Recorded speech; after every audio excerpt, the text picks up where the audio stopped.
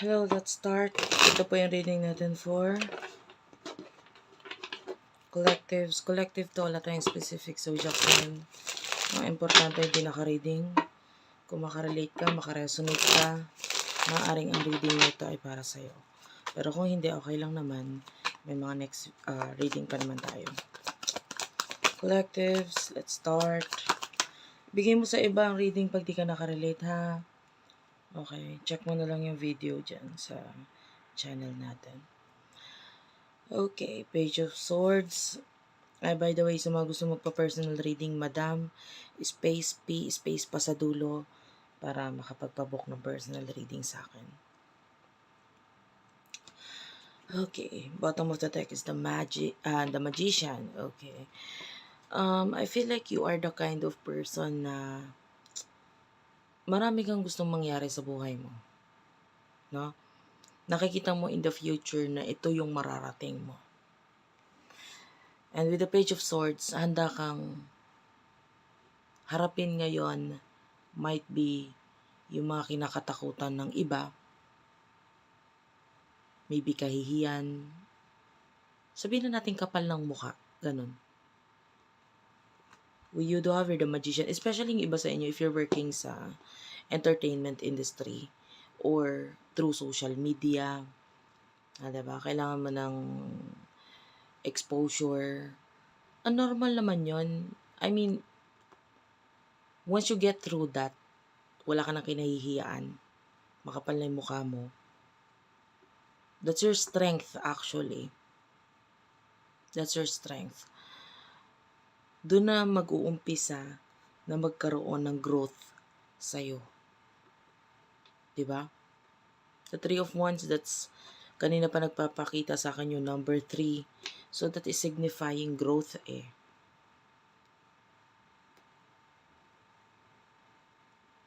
And ganun talaga, pag hindi mo kinapalan yung mukha mo, hindi mo ma-achieve yung mga bagay na gusto mo. Kailangan tanggalin mo yung hiya. Dahil yung hiya, wala naman talaga magagawa yan. Diba? Wala naman magagawa yung hiya. Ikukulong ka lang yan sa, alam mo yun, ikukulong ka lang yan sa mga bagay na mas higit pa sana yung makukuha mo or ma-achieve mo. Pero dahil doon sa hiya, hindi mo makukuha yung mga bagay na yun. So, hindi maganda yung, pero nakikita natin na overcome mo yun, yung hiya. So, yung person na kakonect mo pagdating sa love, you do over the Seven of Swords. Okay, umiiwas ngayon yung person na to. May paglayo, pwedeng nakalayo, pwedeng matagal na itong person na to, kaya nakakaramdam tayo ng past person eh. So, pwedeng matagal na siyang umiwas or lumayo sa'yo. Four of Swords, parang wala siyang pakialam. No? But tell me about the Four of Swords. Something with the Four of Swords here na parang may gustong sabihin. Strength card. Okay. Masyadong mataas ang ego nitong person na to. I feel like you could be friends in the past or may pinagsamahan talaga kayo. Kung hindi man relasyon talaga. Could be friendship, partnership. Basta may pinagsamahan kayo. Yung iba could be ex-lover or what. Ngayon parang wala siyang pakialaman. But I feel like front niya lang 'yun.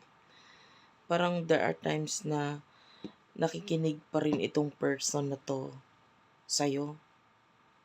Maybe meron kang mga sinend sa kanya in the past, recorded message or maybe music or maybe may sinabi kang particular music na gusto mo tapos lagi niya pinakikinggan yon. Or this could be you, no? Lalo na nga yung mga nasa entertainment industry. Pwedeng ikaw ay may mga kinanta na something, tas itong taong to pinakikinggan niya yung mga kanta or yung mga music na yun. So, there's something about this person na mukha lang siyang walang pakialam, pero pinakikinggan ka pa rin niya. Okay? Take only what resonates. Kung again ha, pwedeng ikaw mismo ang nagsasalita or kumakanta or anuman, or it could be may nabanggit ka sa kanya, nabanggit mo, this is my favorite singer, or this is my favorite song. Ayun, tapos nilagay niya yun sa playlist niya to listen dun sa music na yun.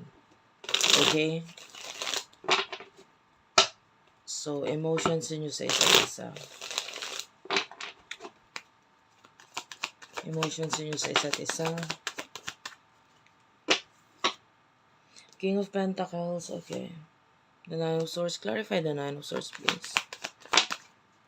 Four of Wands, okay. Emotion niyo sa isa't isa. Three of Pentacles. The High Priestess and the World. Major Arcana yan, dalawa. The World and the High Priestess. Regarding sa emotion, both of you love each other. Mahal nyo isa't isa. Yung Ace of Cups is nasa bottom of the deck. Tsaka Ten of Cups. Imagine, no? Ang Ace, this Ace of Cups is about love. Tsaka yung Ten of Cups. Tapos, nakumpleto niya from 1 to 10. Parang, nandun talaga yung emotion ninyo sa isa't isa. Kaya lang, with the Devil, andito yung parang negative na pag-iisip nyo regarding the connection, regarding the relationship.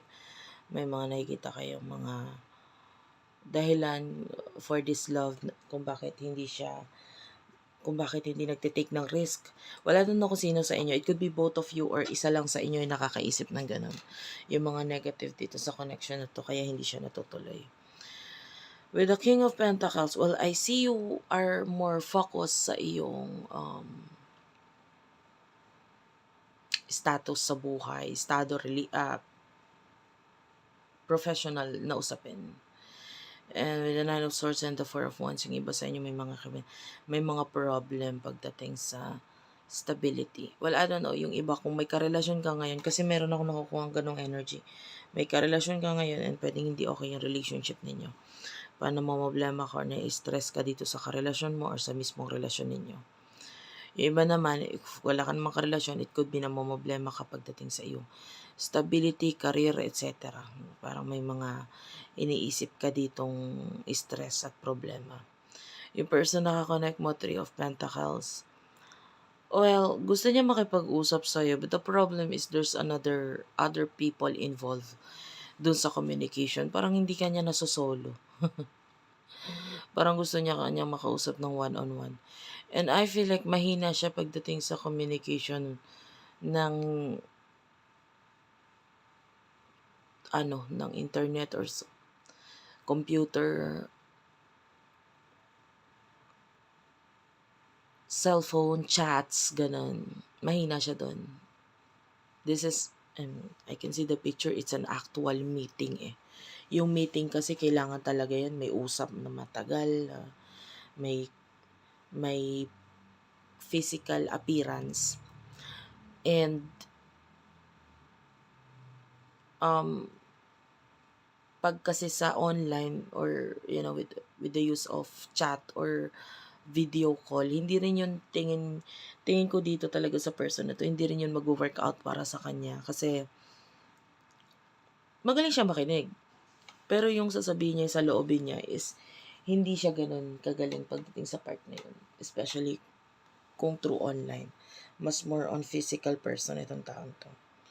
The world is here. So, pwede may distance sa inyong dalawa, but, yeah, sabi ko nga, there could be soulmate connection. So, may love kasi talaga dito. May emotion. So, pwedeng, you could be dealing with, like, soulmate twin flame energy. In the future, para sa inyong dalawa. Six of Cups. Okay, what's with the Six of Cups? Ten of Pentacles, Knight of Cups. Tell me more.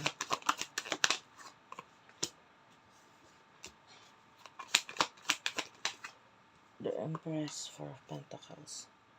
Oh, okay. The Temperance. Maganda dito kasi hindi ka naman nagmamadali dito sa connection ninyo or with regard sa love mismo. The Six of Cups, someone is going to talk to you, may kipag-usap siya, and I feel like mag-i-explain siya sa'yo, and pwedeng walang kinalaman sa love doon, pero someone is going to explain kung ano yung side niya, dahil pwedeng may mga bagay siyang gustong sabihin, and ipapaunawa niya sa yun. The Ten of Pentacles, money is good.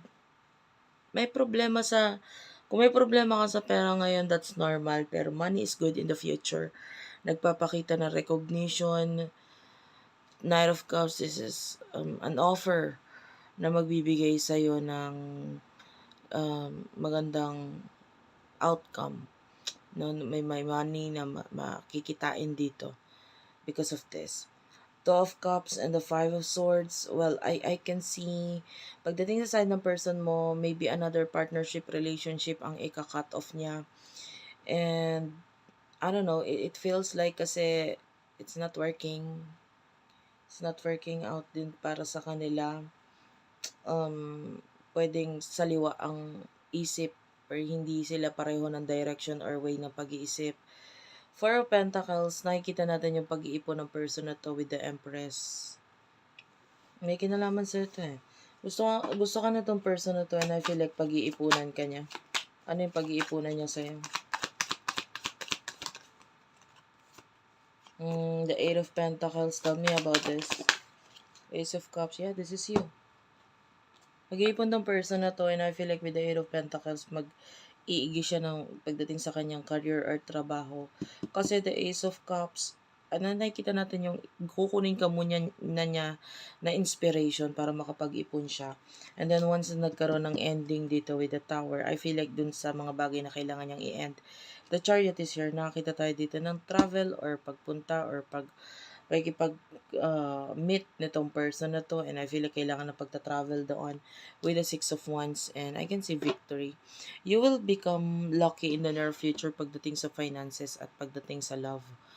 Diba? Sabi nila noon, you cannot have it all. Either love, swerte ka sa love, pero pagdating sa pera, medyo sablay, 'di ba?